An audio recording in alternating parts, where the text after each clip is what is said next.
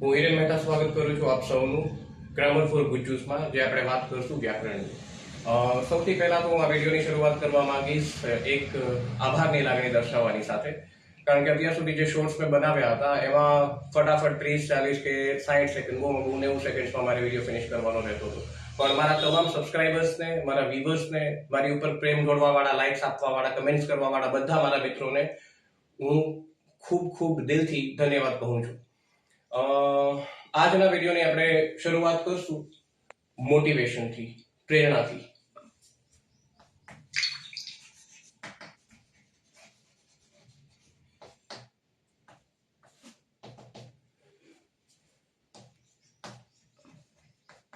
કોઈ પણ વસ્તુ શીખવામાં આ સૌથી મોટું ફેક્ટર છે. તમને જો મોટિવેશન એટલે કે પ્રેરણા હશે તો જ તમને એમાં interest જાગશે. And it will give you the energy to go on and on and on. બરોબર? તો સૌથી આપણે શરૂઆત કરશું એક મોટિવેશનની, પછી આપણે વાત કરશું સંકલ્પની, રિઝોલ્યુશન. કારણ કે આ રિઝોલ્યુશન વગર કોઈ પણ તમારું લક્ષ્ય છે એને પાર પાડવું મુશ્કેલ જ નહીં, અસંભવ છે. તો એક દ્રઢ સંકલ્પની સાથે આપણે અંગ્રેજી શીખવાની શરૂઆત કરીએ. પડકારો ઘણા આવે. કોઈ પણ વસ્તુ તમે નવી શીખો એટલે અનેક પ્રકારના પડકારો આપણે જોઈતા હોઈએ છીએ. સમય ન નીકળે, કંટાળો આવે, અઘરું લાગે. એક તો અંગ્રેજીનો એવો પહેલેથી એવો આપણા ગુજરાતીઓમાં એવો હાવ છે કે ભાઈ અંગ્રેજી કેમ આવડે, અઘરું લાગે. કશું અઘરું નથી. એક દ્રઢ સંકલ્પથી, થોડીક પ્રેરણાથી, થોડાક ઇન્ટરેસ્ટથી આપણે શરૂઆત કરવાની છે બસ.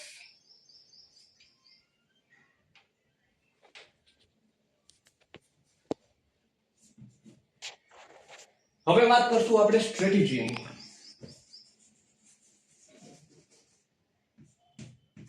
આયોજન સૌથી અગત્યની વસ્તુ છે. કોઈ પણ વસ્તુ તમારે શીખવી હોય કે કોઈ પણ મિશન છે એને તમારે પાર પાડવું હોય તો એક રોડ મેપ તમારે જોઈએ કે તમે એક કઈ રીતે તમારું લક્ષ્ય છે એને હાંસલ કરશો, એને કેવી રીતે મેળવશો. બરાબર? તો સ્ટ્રેટેજીમાં બે વસ્તુ આપણે ભાષાની વાત કરીએ તો ઇન્ક્લુડ કરશું. એક હશે સિસ્ટમ અને એક છે એના પરિણામ સ્વરૂપ આપણે જે મળે છે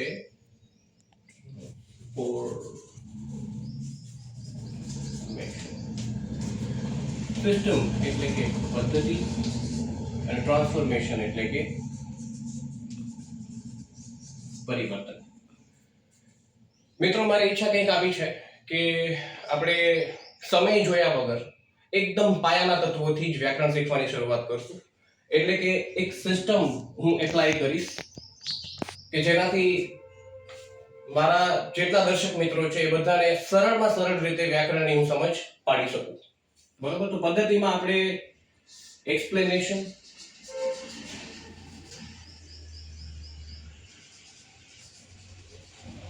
એટલે કે સમજાવટ,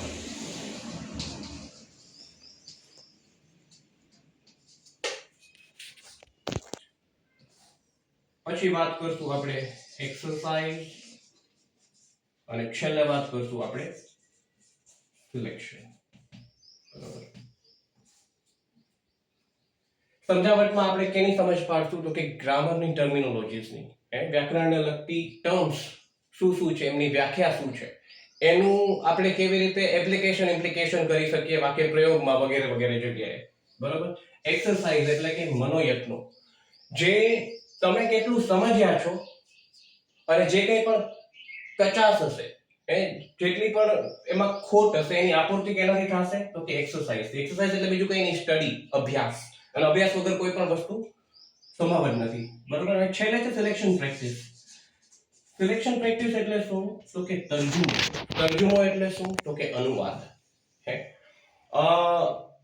ખાલી વ્યાકરણ શીખવું એ જ આપણું લક્ષ્ય છે તો કે ના. આપણું લક્ષ્ય શું છે તો કે સામેવાળું કોઈ અંગ્રેજીમાં વાત કરે આપણી સાથે, અથવા તો આપણે આપણી અંદર જે કંઈ પણ મેસેજ છે એ આગલી વ્યક્તિને અંગ્રેજી ભાષામાં પહોંચાડી શકીએ. બરોબર? તો એની એક્સપર્ટાઇઝ છે, એની નિપુણતા છે, કેનાથી આવશે તો કે સિલેક્શન પ્રેક્ટિસથી આવશે.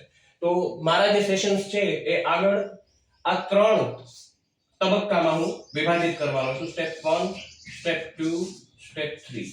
એટલે કે આપણે સાયમલ્ટેનિયસલી એકી સાથે જેમ આપણે વ્યાકરણના નવા નવા ટોપિક્સ કવર કરતા જશું. એના ત્રણ અલગ અલગ સેગમેન્ટ્સમાં ડિવાઈડ કરી અને આગળ આપણે શીખતા જઈશું. મને આશા છે કે મારો આ રોડમેપ જે મેં તમારા માટે કંઈક નક્કી કર્યો છે અંગ્રેજી શીખવા માટે એ તમને ગમશે. આપણે આગળની યાત્રા સરસ એકબીજાનો સાથ આપી સહકાર આપી અને આપણે આપણો જે આ સંકલ્પ છે એને ખરો ઉતારીશું. ખૂબ ખૂબ ધન્યવાદ મને જોવા માટે. નેક્સ્ટ વિડીયોમાં આપણે ફરીથી મળીશું.